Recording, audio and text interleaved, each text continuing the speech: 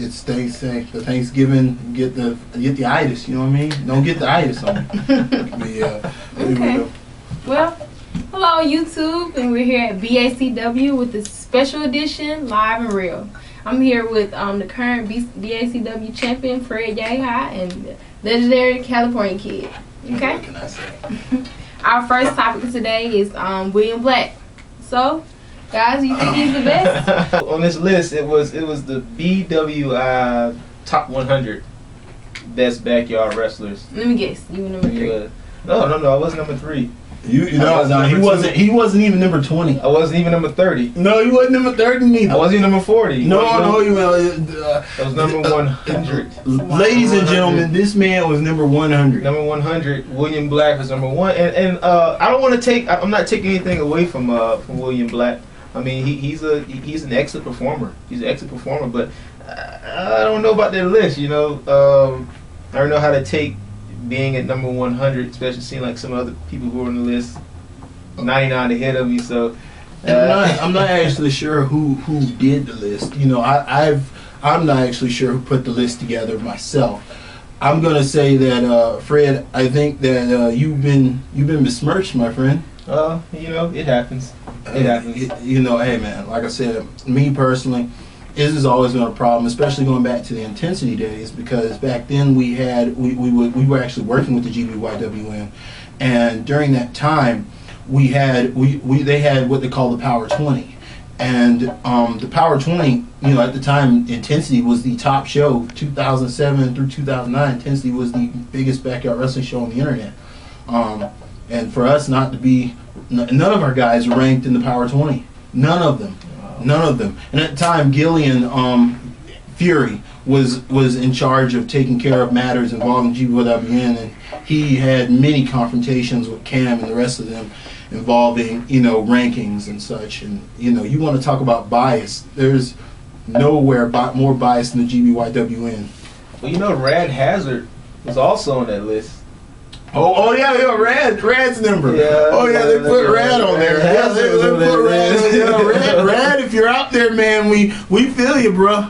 Yeah, he was real close to you, wasn't he? Oh yeah, He was number 99. He was your neighbor. Yeah, it was pretty.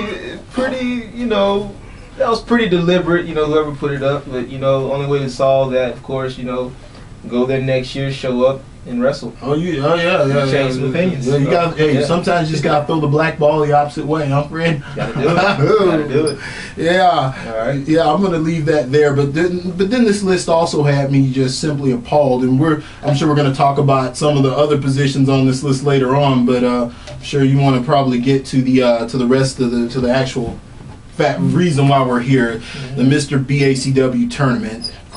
You know, like I said, Mr BACW. Yeah, we have that on our list this week. Let's get back to it. All right, I'm ready for this. Now moving on. I'm ready for this. Let's just go back to the Mr BACW recap. Okay, I first want to mention round 1. Okay, round 1. My God, great action from you in there, man. I mean, you were in there with Fuji. How many times have you guys gone at it? Well, that was actually, according to YouTube, what's been aired, that was our 6th encounter. We've actually had like more encounters that have been aired. Oh, there were more? It's actually more. I want to say me and Fuji faced each other at least 10 times. At least 10 times. At least 10 times. Because we're still missing part 4. Still missing part 4. That should air up pretty soon. You know, that should definitely air up pretty soon. But get it together. Yeah, Fuji. You guys' matches are always intense. Yeah, it's like, what's with you guys? Every time you guys get what you know about intense? You know about intense. Just high paced. Yeah, full of energy.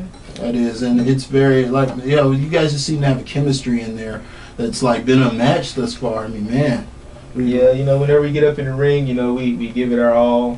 Fuji brings what he brings to the table, which is that high octane offense that a lot of people really like to see, and I'm gonna bring what I bring to the table, which is being the resurrector of wrestling. Yeah, that's what I do. Man, I hear you. Yeah, great stuff. Let's move on to your match, you versus TMB, which was a very intense matchup. Very intense matchup. Yeah. Tell me about it. Well, in this one, I knew he was a wrestler. The Melvin Bell is that boy can wrestle. he, of course, you know, he was 7th in the nation at one point. He was, you know, he's had some really good amateur wrestling. My whole strategy was to go in there and keep from getting grounded. But I mean, he's so, you know, as you can see in the video, he's fast. You know, Did you get grounded? Yes, as you can see, duh, I got grounded. Yeah, and it was awful. It got was really grounded awful. and got your wig knocked off. Yeah, he did. I thought Yeah. Just tell me a little bit about Okay, yeah, your wig. I'm sure a lot of people wanted to know about the wig situation, like fans of the one. It was, I mean, you're going in there when you don't want to get grounded, and you don't want to end up in a wrestling contest with someone. What do? You try to throw them off. I mean, going in there, sometimes, you know, it's all strategy. You know, wrestling is a very strategic game, and you know, going in there, you try to be with someone as serious as that when it comes to wrestling. You try to take the seriousness away, throw them off their game, and you know, that's what I bring to the table. Now, is that what the green Converse are all about? I've been wearing The those Erica for saw years. the You know, Converse, too. Yeah, the I Converse. was digging the Converse. Yeah, see, she liked them. On a different level. But she liked them though. You know, the Converse, those Converse weapons are rare. So you think that threw off TMB? Apparently it didn't have an effect. You know, apparently my plan failed. But now that you didn't work explain it, out. I kind of get a better understanding of where you were going. Yeah, you know, just masquerading like that just sometimes will work for you and sometimes it won't. You So know, do you think if Charmander were to wear those Converse against Ryan North, then do you think he would have had better luck? oh yeah, most definitely. Okay. I'm gonna go on record. Well, and say speaking that. of Charmander and North, let's talk about their match. Oh yeah, oh my gosh, excellent wrestling. Excellent indeed. Execution Excellent was perfection in that one. indeed. Yes. Oh man, I love the chaining. It was a contest of skill. It was a contest to see who was gonna catch who. And you know, speaking of catching, I mean, you know, pretty much I guess it came out to the fact that Ryan North ended up catching Charmander Yeah, he definitely did. in more ways than Definitely one. So Yeah. there you go. You know, gotta catch them all. There you go. There you go. You know, hey, got a little, hey, you know. Hey, Pike was worse than me, man. Yeah, they came to Charmander, man. Pike and Veal were worse than me. So you know, yeah. But yeah, man, it was a great match. I really enjoyed it. Ryan North showing amazing skill out there. Like always. As normal. Like Okay. always. Okay. Yeah. Let's move on to round 2. Yehi versus TMB. Very intense matchup there. You know, a lot of amateur wrestling. Everyone saw that both of us have a solid background in amateur wrestling, and On the stronger, yeah. on the stronger round too. I want to say that it was you guys know each other. It's one of those things that just happens in a match like that.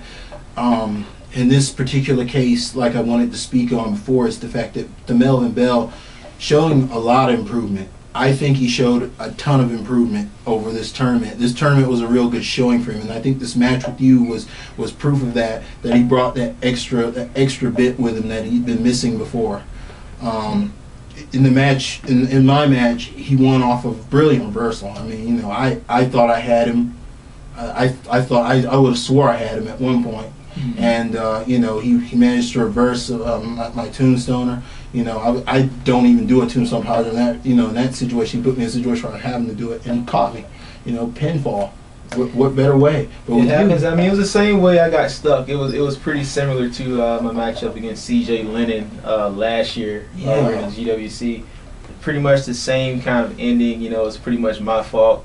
Momentarily, I forgot where my back was, and you know, I had the match right there. Won, but you know, he was thinking a step ahead. So I give TMB a whole lot of credit, a whole lot of props there. It seemed as though he saved a little bit for that one moment too. Like he waited, he did the plex battle with you when you were trying to execute the 3 Negroes. He battled you out, but then instead of taking the last one, he went on to let you take that part. You had a brilliant setup. I mean, Yeah. you waited. You must have thought he was fatigued at some point there.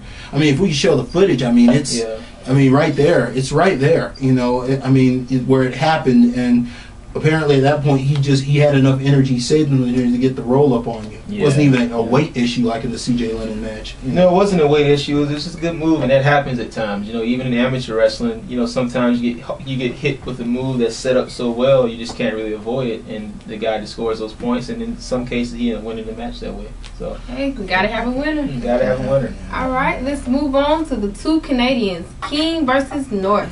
Uncle Ruckus. Interesting. I'm gonna have to go with you on that one. Yeah, man, you know, who turns away? I mean, who turns away from green to the maple leaf? I mean, come on. Georgia green to the maple leaf. I understand it. But I can't take away, you know, it was a very solid matchup. Very solid matchup. They seemed pretty evenly matched throughout that matchup and everything. I really enjoyed those exchanges, but I really do believe that if Kevin H. King didn't turn Uncle Ruckus on us, I think that he may have been the favorite on pulling out. North with more experience in that. I saw North with a lot more experience in that situation. He seemed North though. I mean, I've faced Ryan North before in his early years. You know, of course I won. You know, but, what you beat Ryan North? Oh yeah. That match is out there on YouTube, by the way. If anybody, I mean, I faced him in the early years. You know, and.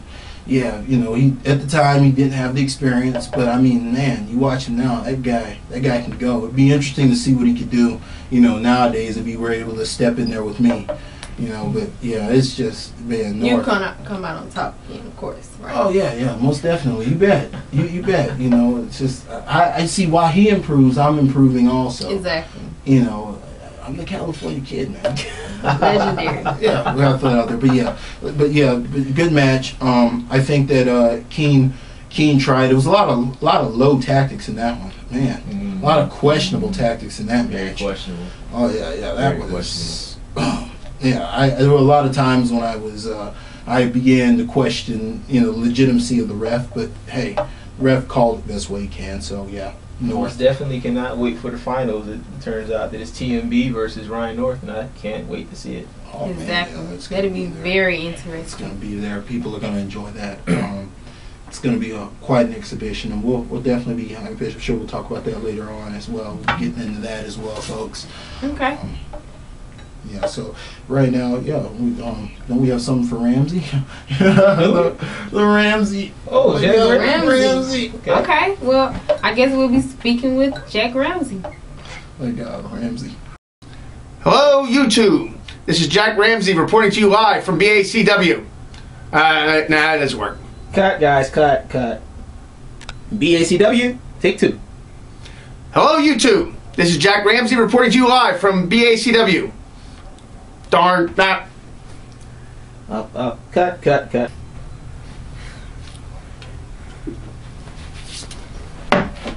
BACW, take 3. Hello, YouTube. This is Jack Ramsey reporting to you live from BACW. God. Cut. BACW, take 4. Alright, I got this now. This is Jack Ramsey. This is Jack Ramsey. This is Jack Ramsey. Woo! This isn't Sean Styles, the California Kid, or Jim Ross. This is Jack Ramsey, and I'm here to give my pre-match analysis on the Mr. BACW finals. Let's look at the tail of the tape here. If there is one thing that D. Melvin Bell has done consistently throughout the tournament, it would be that he keeps the tempo of his matches high. When Bell ups the tempo, he is able to apply a sound press strategy of his own. In the first round, this was successful against the California Kid, as Cali could match in a vertical striking match, but once TMB upped the press, California Kid was overwhelmed. In the second round, TMB's press was able to rival that of Fred Yehi's, which led to his ticket to the finals. This, however, is where it gets interesting. The wily Canadian is such a wise wrestler that he can, without a doubt, use TMB's intensity against him. Charmander and Kevin H. King both attempted wrestling an upper tempo like pacing against Ryan North, but North, being the veteran that he is, he punished them regardless. We, the BACW viewers, are in store for a classic matchup. TMB must up the tempo like earlier in the tournament, but do so wisely and effectively. Ryan North must conjure up a brilliant strategy, something he is a master of, and put it not only to use, but use it to perfection. That is my tale of the tape. This is Jack Ramsey, Atlanta, Georgia, BACW.